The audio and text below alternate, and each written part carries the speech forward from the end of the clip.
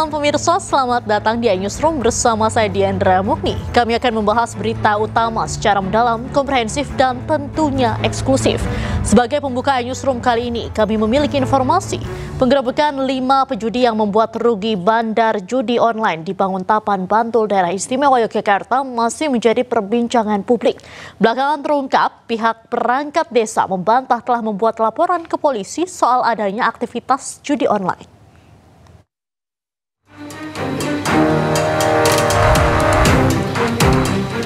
Rumah berukuran 3 x 3 meter persegi dan berdinding triplek ini menjadi lokasi penggerebekan polisi. Ya, rumah yang berada di gang sempit di Duku Plumbon, Banguntapan, Bantul, Daerah Istimewa Yogyakarta ini dijadikan tempat praktik judi online. Selain dikejutkan penggerebekan, perangkat desa setempat tak menyangka polisi tidak berkoordinasi dengan RT atau RW setempat. Kalau pihak berwajib akan melakukan sesuatu yang contohnya seperti itu, mestinya kan ada pemberitahuan ke ketua RT, koordinasi ke ketua RT, kan begitu. Pendapat saya ya, yang saya tahu gitu. Tapi kan nggak tahu sama sekali, kita nggak diberitahu gitu loh, nggak diberitahu. Terus tanya sama yang namanya. Sutrisno pun menegaskan dirinya hanya mengetahui bahwa bangunan tersebut digunakan sebagai markas ojek online. Warga juga tidak curiga dengan aktivitas penghuninya. Pasalnya di lokasi sekitar banyak terdapat indekos mahasiswa. Kini kelima tersangka judi online di rumah tersebut sudah diamankan polisi. Dari Bantul, Yogyakarta, Trisna Purwoko, iNews melaporkan. Sebelumnya Polda DIY memastikan terbongkarnya aktivitas judi online di Banguntapan, Bantul karena laporan dari masyarakat, bukan dari bandar judi online. Pernyataan tersebut untuk menanggapi komentar miring dari netizen perihal langkah polisi yang menangkap para pejudi yang membuat bandar judi online rugi puluhan juta rupiah. Kepolisian Daerah Istimewa Yogyakarta buka suara soal viralnya narasi di media sosial terkait judi online setelah polisi menangkap 5 pemain judi online di Banguntapan, Bantul, Yogyakarta beberapa waktu lalu. Warganet menyoroti penangkapan 5 pemain judi online tersebut yang mengakali bandar judi online dengan sistem promo. Beragam pertanyaan dan komentar mulai dari siapa yang membuat laporan, apakah itu bandar judi online, hingga kenapa bukan bandarnya yang ditangkap.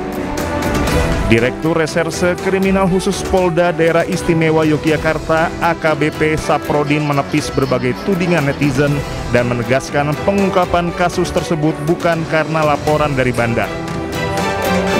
Soal laporan, di mana tugas polisi itu mau ada laporan atau tidak, kalau sudah itu merupakan kejahatan, pelanggaran hukumnya wajib. Gitu. Jadi kalau sampai mengejar pelapor memang sudah hasil lidik dan semuanya masyarakat yang baik mau melaporkan polisi itu sudah jempol, dan tugas kami melindungi pelapor. Polisi memastikan penangkapan pelaku judi online tersebut hasil tindak lanjut kepolisian atas laporan masyarakat yang curiga ada aktivitas di sekitar lokasi bermain judi online. Penindakan judi online tersebut juga murni tindakan penegakan hukum.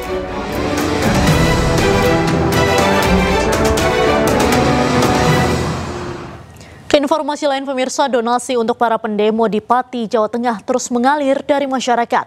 Tak hanya air mineral, donasi diberikan juga dalam bentuk makanan serta buah-buahan.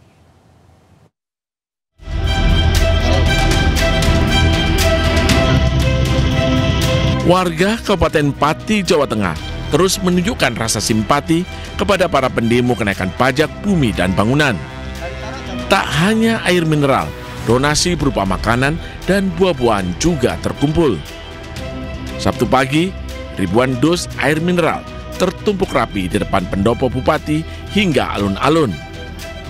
Makanan ringan mulai dari roti dan keripik serta buah-buahan ditampung di posko donasi. Reaksi untuk warga atau masyarakat kecil tetap keberatan, tetap harus turun. Kalau nggak turun ya bupatinya yang turun, itu aja.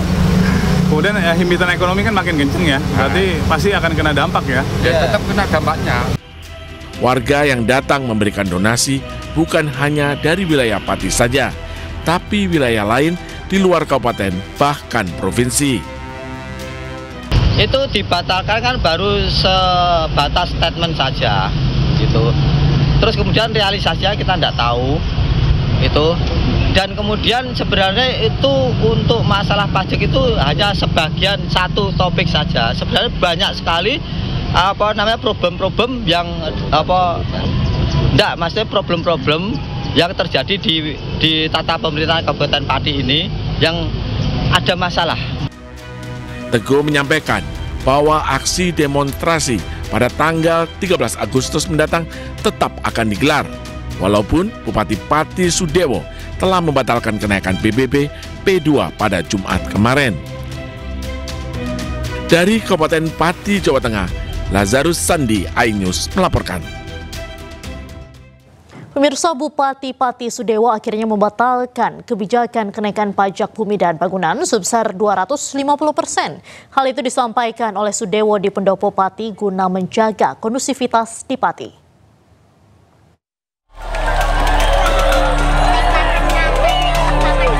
Bupati Pati akhirnya membatalkan kenaikan pajak bumi dan bangunan perdesaan dan perkotaan atau PBB P2 setelah desakan dari masyarakat.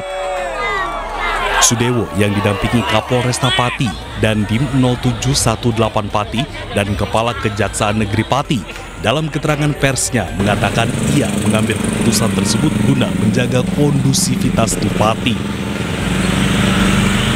Sudewo meminta maaf kepada masyarakat Pati atas kebijakan yang dianggap memberatkan masyarakat.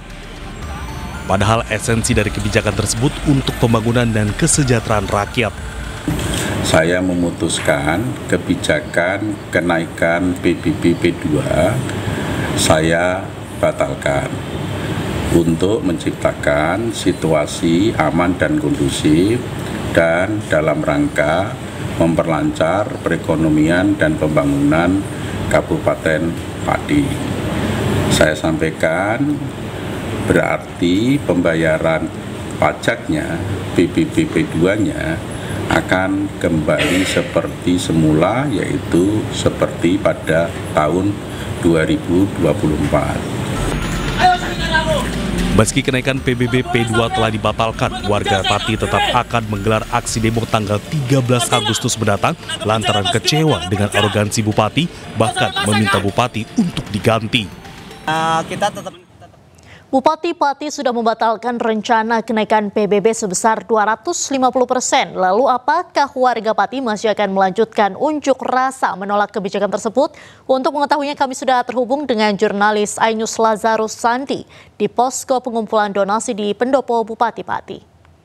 Selamat malam, Sandi. Apa masih ada warga yang datang menyerahkan donasi untuk demo kenaikan PBB 250% tanggal 13 nanti? Baik, terima kasih rekan Diandra. Malam ini saya tepat berada di depan Pendopo Bupati Pati. Saat ini memang antusiasme warga masyarakat Pati masih sangat tinggi. Bahkan di titik saya berada ini ada sekitar lebih dari 1.000 orang masyarakat Pati yang memang masih melakukan pemberian donasi untuk aksi tanggal 13 Agustus mendatang. Menurut koordinator aksi, demo yang rencananya tanggal 13 Agustus mendatang masih tetap dilaksanakan walaupun memang Bupati Pati membatalkan kenaikan PBB P2. Demikian. Jadi dapat dipastikan bahwa unjuk rasa yang akan dilaksanakan pada 13 Agustus ini akan tetap terus dilaksanakan walaupun kebijakan kenaikan 250% PBB ini sudah dibatalkan, begitu ya? Betul sekali rekan Diandra. Jadi saya tadi sudah memastikan beberapa pentolan ya, dalam hal ini koordinator lapangan yang memang menjadi inisiator dari aksi demo tanggal 13 Agustus mendatang, dipastikan bahwa memang aksi itu tetap berlangsung, bahkan lebih dari 50.000 orang dipastikan memang akan berkumpul di titik Pendopo Bupati ini. Baik.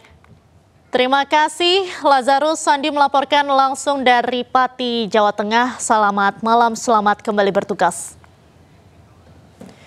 Pemirsa, Prada Luki Cepril Saputra Namo dimakamkan sore tadi di Pemakaman Umum Kapadala, Kupang, Nusa Tenggara Timur. Sementara itu pihak polisi militer TNI masih melakukan penyelidikan Prada Luki yang tewas diduga dianiaya seniornya sesama prajurit TNI.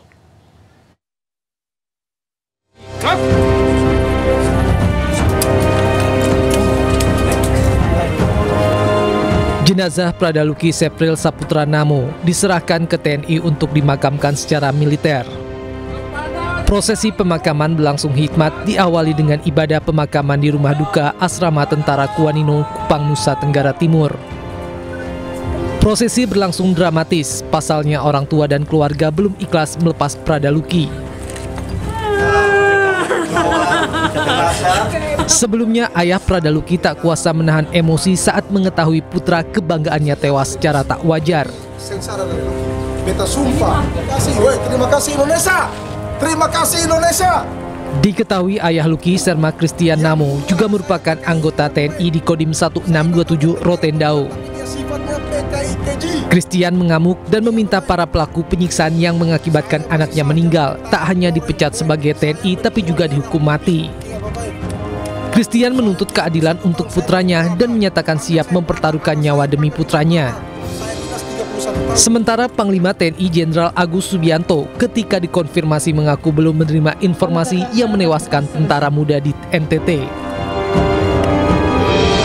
Saya mewakili Komandan Brigif turut berduka cita. Tapi mohon kepada para wartawan, mungkin saat ini kan masih dalam proses penyelidikan. Tentunya ini memang memakan waktu karena memang ini benar-benar harus diselesaikan dengan tuntas. Ada Luki yang dianiaya seniornya Pak di Waduh, saya malah belum. Ini ngomong Kadin Pak. Ini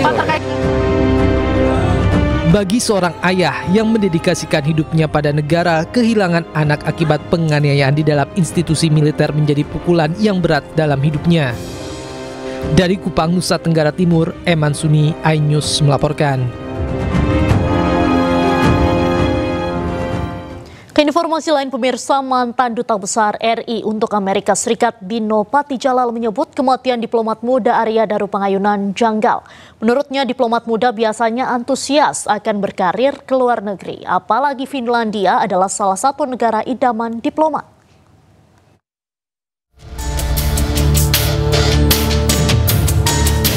Mantan Duta Besar Republik Indonesia untuk Amerika Serikat Dino Patijalal menanggapi kematian diplomat muda Arya Daru Pangayunan.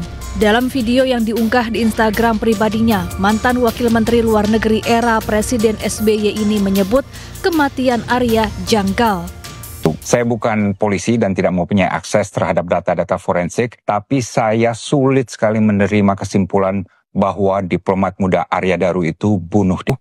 Pertama, karena metode bunuh diri yang diduga dilakukan oleh Arya Daru itu sangat tidak lazim.